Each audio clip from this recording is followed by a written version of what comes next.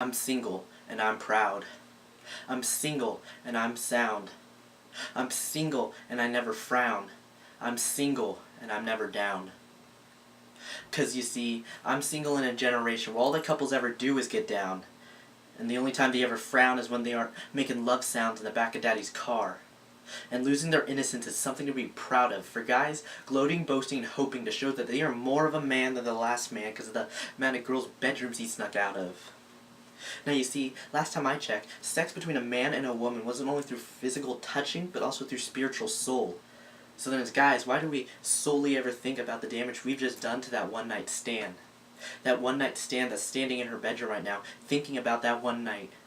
And now she looks into the mirror, disgusted by what she sees, thinking her body isn't good enough for society to see. Because she's engulfed by a new wave of insecurities. And those insecurities grow, and now it's like the devil's on her back wherever she goes. Her back is hunched, hood pulled over her head, and it's like her beautiful soul is dead because she thinks her body's filled with sin. And through weeks of ignorance, she finally finds out that that one-night stand man sold her out to her friends, and now her friends are no longer her friends and look at her as a tramp or a whore. And the cyberbullying goes up way more than before. And now she cries herself to sleep every night and fails to acknowledge her parents' loving arms. Because they know something's wrong. She isn't right. But she just lies to them and says she's alright. But she isn't alright, and she's lying to herself, and the devil's so far in her that the sin just dwells.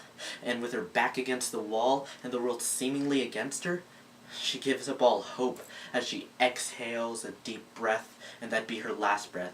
'Cause homie, the devil just won.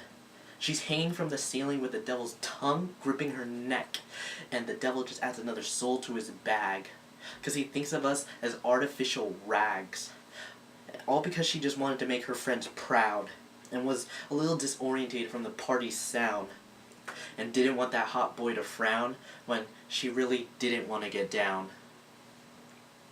You see, this is how society portrays life to be. You should live life through the motto, you only live once. But you see, Jesus broke that motto 2,000 years ago when he rose from his grave after being dead for 3 days, and proving God's grace to man as he walked through the land. But hey, that's for another poem. And besides, God doesn't need help proving he's real to man.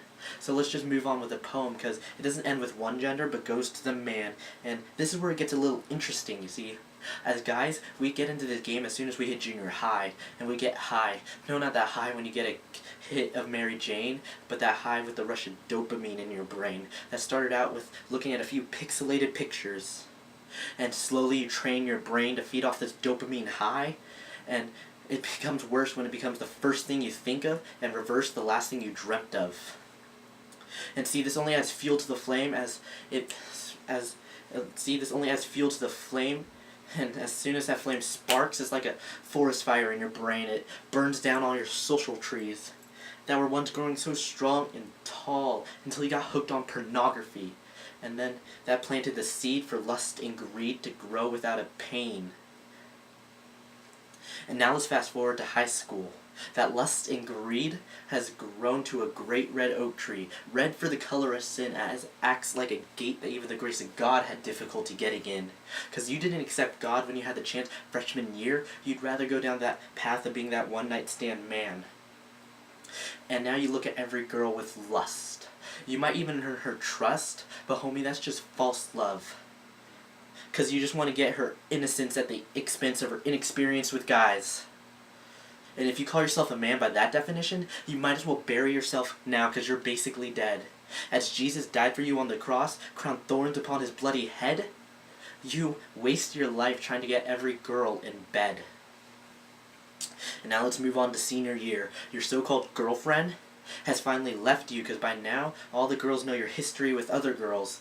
Homie, this isn't like the internet. You can't just delete your porn history from the world. And now you're stuck with girls who, the only person in the relationship is getting hurt is you. And this endless cycle just sends you to a downward spiral until you hit rock bottom. And then at rock bottom, You start drinking the rocks, shaken, not stirred, but with a few extra shots. And now your best friend becomes Mary Jane because she can help you when your emotions need to be tamed or numb the pain of heartache in your soul. Because, homie, you're so broken that only perfection can fix. And when you're in your apartment at the corner of 5th and 6th, you're down on the carpet praying to someone you didn't believe in before. You ask for forgiveness and pray that he is more gracious to you than you were to him.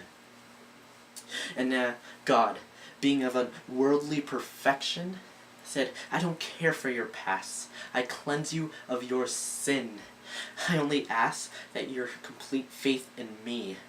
And just like the Gospel of John, that he saved that girl that was being accused of adultery from being stoned to death, he saved your life from becoming a complete car wreck.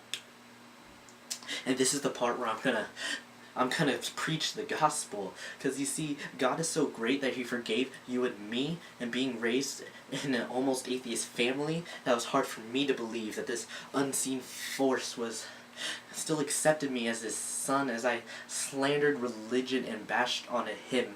And being put into the kingdom of Christ, I reevaluated my life, and I thought of my sins and put myself to a level worthy of him.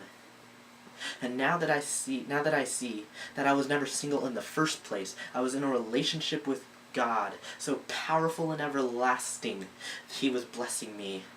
He was there when I was broken down and on my knees.